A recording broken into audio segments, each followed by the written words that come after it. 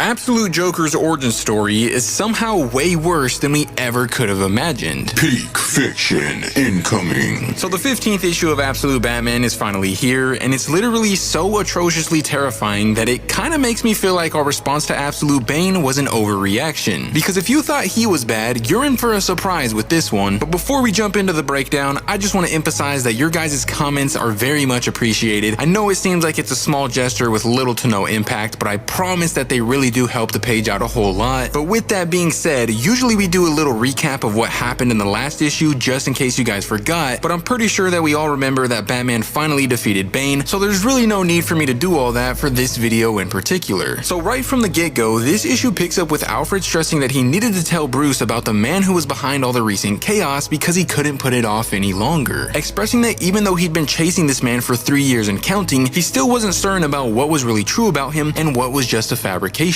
Meanwhile, we also get a glimpse of Absolute Joker himself landing a private jet on an undisclosed location before pulling out a backpack full of weapons and taking off into the jungle. And in the midst of doing so, Alfred would then indicate that there were some things about him that added up, but there were other things about him that didn't make any sense at all. And upon Bruce asking him to elaborate, Alfred would go on to say that the Joker spent billions of dollars on private islands all over the world, but nobody knew exactly why he was going to these islands because not only were they completely uninhabited, but they were also impossible to develop. So the only theory that made any sense was that he enjoyed the thrill of hunting, but other than that, his life was such a mystery that the only thing he was known for was being the man in white who never laughed. And that's when our story reveals that Alfred and Bruce are actually hovering over a table filled with every single file and document that Alfred had on the Joker, but because Bruce was getting tired of dancing around the topic, instead of getting into the nitty-gritty details, Alfred would then express that the Joker's inception began in 1888 during the first film ever created, where his grandfather Joseph Grimm performed on the streets of Gotham City while growing up as an orphan. And although it was widely agreed upon that he was the best and funniest street performer around, apparently he himself never even chuckled one time during his many performances. Nevertheless, as he became more notable and popular, he would eventually take his clown act over to a city known as Vaudeville, where he was able to acquire so much money that he was given the opportunity to buy his very own theater. However, it turned out that that was only the beginning of his acquisitions, because soon enough he began funding a great number of films, all of which were known for making people laugh the loudest. As we move forward though, Alfred would then express that by 40 years old, his films were so successful, he ended up amassing such a great fortune that he was able to join the finest men's clubs in Gotham, and apparently he was constantly in contact with some of the wealthiest families on the planet, like the Mellon family, the Rockefeller family,